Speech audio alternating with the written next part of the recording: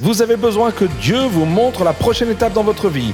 Parce que Dieu, je ne peux pas rester là où je suis, comme je suis, là où c'est. Cela ne va pas marcher, je dois aller de l'avant, mais je ne sais pas où. Et vous vous sentez comme Abraham, à qui Dieu a dit, va au lieu que je te montrerai.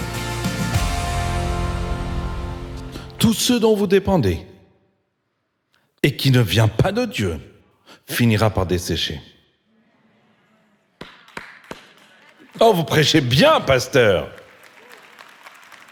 Tout ce dont vous dépendez, j'irai encore plus loin, qui ne dépend pas de Dieu, même si c'est bon, finira par dessécher.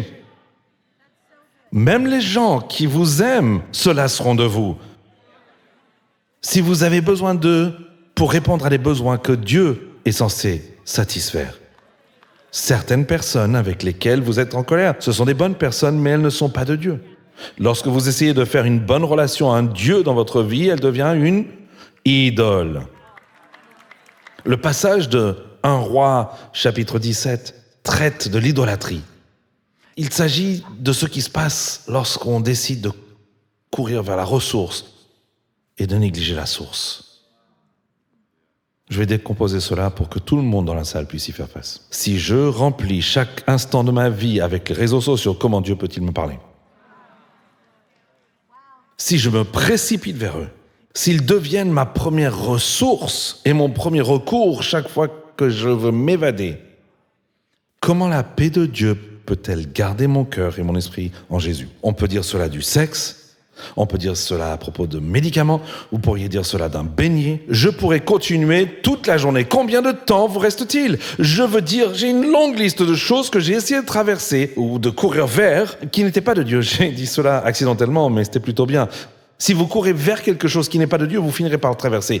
Cela ne vous soutiendra pas, cela ne durera pas éternellement et cela ne peut pas vous donner grand-chose.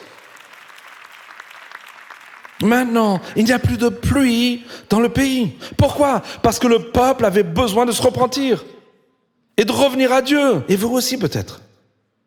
Peut-être que vous avez besoin de cela et de dire, Dieu, je fais l'expérience d'une sécheresse dans ma vie en ce moment qui indique le fait que je t'ai remplacé par quelque chose qui n'est pas toi. Je pense que la sécheresse est souvent un cadeau que Dieu utilise pour nous diriger. Dieu nous dirige par la sécheresse pour vous montrer que quelque chose ne va pas. Cela ne marche pas. Waouh, je continue à fournir plus d'efforts et de l'effort, mais je n'obtiens pas plus de résultats. Je n'obtiens pas plus de joie, de paix. Je continue à faire, mais j'ai toujours moins. Et c'est le signe que Dieu vous réoriente. Vers le texte. 1er Roi, chapitre 17. Ça dit qu'Élie traîne près d'un ruisseau parce qu'il n'y a pas eu de pluie dans le pays. Vous n'imaginez pas quelle retenue je fais pour ne pas prêcher sur le fait qu'il souffre d'un problème que sa prophétie a causé. Avez-vous compris? Il a dit, il n'y aura plus de pluie. Alors Dieu dit, puisque je t'ai fait dire qu'il n'y aura pas de pluie, et puisque rien ne peut pousser là où il n'y a plus de pluie, je vais te montrer où courir pour recevoir, même s'il n'y a pas de pluie. Cela fonctionne pendant un certain temps. Finalement, la Bible dit que les pluies de l'automne et du début de l'hiver, qui étaient censées réapprovisionner la terre, ne sont pas venues. Nous savons par nature que le ruisseau ne s'est pas asséché d'un seul coup. On ne passe pas d'un ruisseau plein d'eau à un ruisseau sans eau d'un coup. Chaque jour, Élie allait. C'est un bon système qu'il a en place. Laissez-moi vous dire ce que Dieu a fait. Il a dit, je vais te donner de l'eau du ruisseau, même s'il n'y a pas de pluie dans le pays, parce que tu as prononcé une parole. Tu as prononcé une parole qui a ramené le peuple à un endroit où il m'adore à nouveau. Je vais t'emmener à un ruisseau. Je vais te laisser boire du ruisseau et tu mangeras aussi, alors je vais t'envoyer des oiseaux. Pas n'importe quel oiseau. Vous êtes prêts? Des oiseaux sales. Je vais t'envoyer des corbeaux, ce sont des oiseaux impurs. Pour un garçon juif, manger d'un oiseau sale, c'est déjà un mauvais système. Mais Dieu répondra aux besoins quotidiens par la bouche d'un oiseau qu'il considérait comme impur. Il répondra à ses besoins quotidiens au niveau appelé chérit. En hébreu, kérit, revin, donne l'impression qu'il est près de ce ruisseau. Et chaque jour, il se réveille et qu'il y a quelque chose à boire. Combien d'entre vous diront que dans votre vie, il y a eu des saisons où Dieu a pourvu de nouvelles miséricordes chaque jour de votre vie? Et permettez-moi d'être plus précis. Vous ne saviez pas comment, mais il vous a maintenu en vie. Vous ne saviez pas comment. C'était impossible. Cela n'a même pas de sens. Mais vous aviez de quoi boire. Ça n'a même pas de sens, mais vous aviez de quoi manger. Ça n'a pas de sens, mais vous vous êtes levé pour aller au travail, et votre travail est nul. Vous ne vouliez pas être là, désolé maman, vous n'aviez pas demandé d'y être.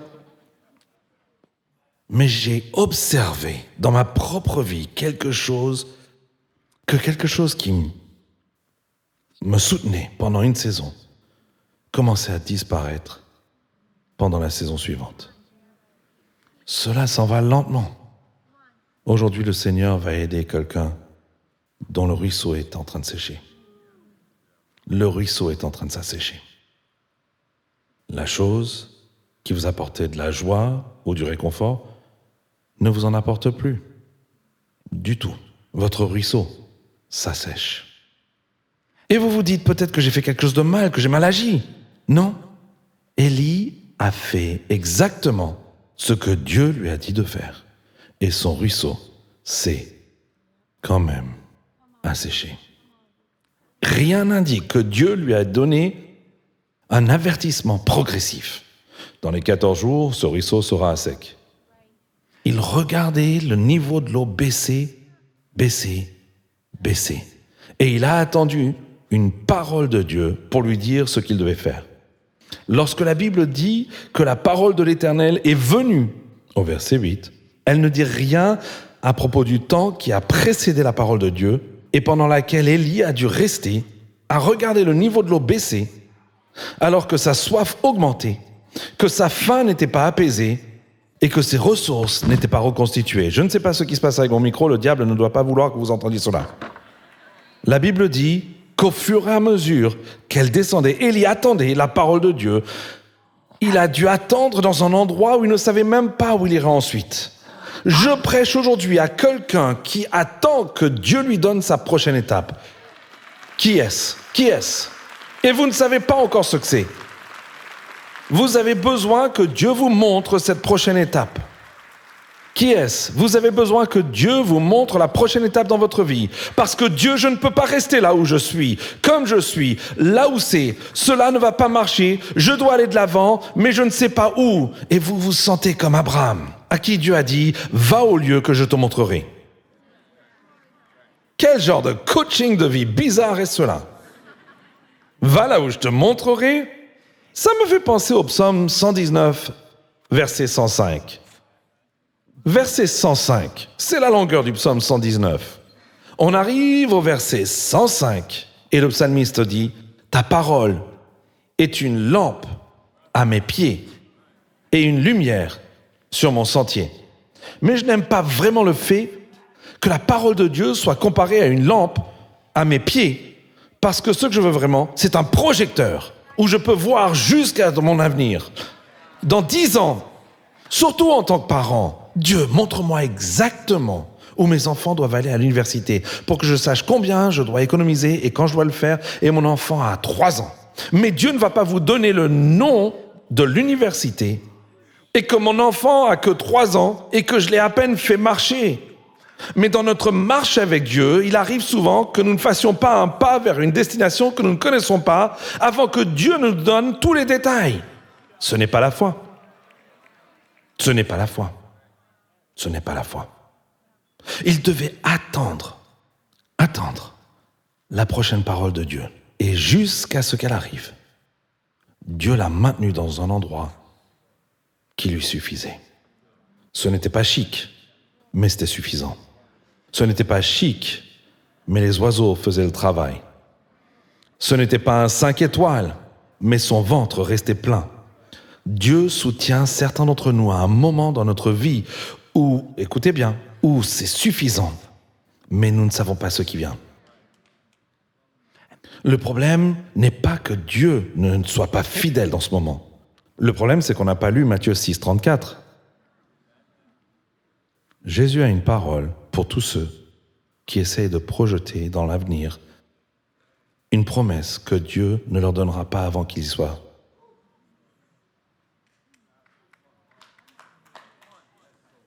Si j'étais venu prêcher ce message uniquement à Holly et moi, cela aurait valu la peine de mettre cette veste Levi's qui me démange, que Josiah m'a donnée. Parce que Jésus a dit, voilà votre problème. Regarde du Matthieu 6, 34. C'est bon? Je connais le chiffre, mais j'ai besoin du verset. Merci, ça m'aide. Allez, mettez-le sur l'écran. Réveillez-vous. Il faut qu'on fasse du café. Allez, on y va, 6,34. Ne vous inquiétez donc pas du lendemain, car le lendemain s'inquiétera de lui-même. Puis j'aime cette partie. Chaque jour a ses propres problèmes. Attendez donc que le jour apporte les ennuis. N'empruntez pas au lendemain des ennuis que vous n'aurez peut-être jamais à affronter de toute façon, parce que Dieu pourrait y remédier pendant la nuit. Oui, c'est vrai, la fête des mères, mais j'ai reçu une parole de Dieu. Je me suis rendu compte que beaucoup d'entre nous ne perdent pas vraiment la bataille qu'ils mènent dans l'instant. Ils perdent la bataille qu'ils imaginent se dérouler à l'extérieur. Le jour suffit à sa peine, la force d'aujourd'hui suffit aux luttes d'aujourd'hui. Mais la force d'aujourd'hui ne suffit pas aux luttes de demain. Dieu ne vous donnera pas tout le plan.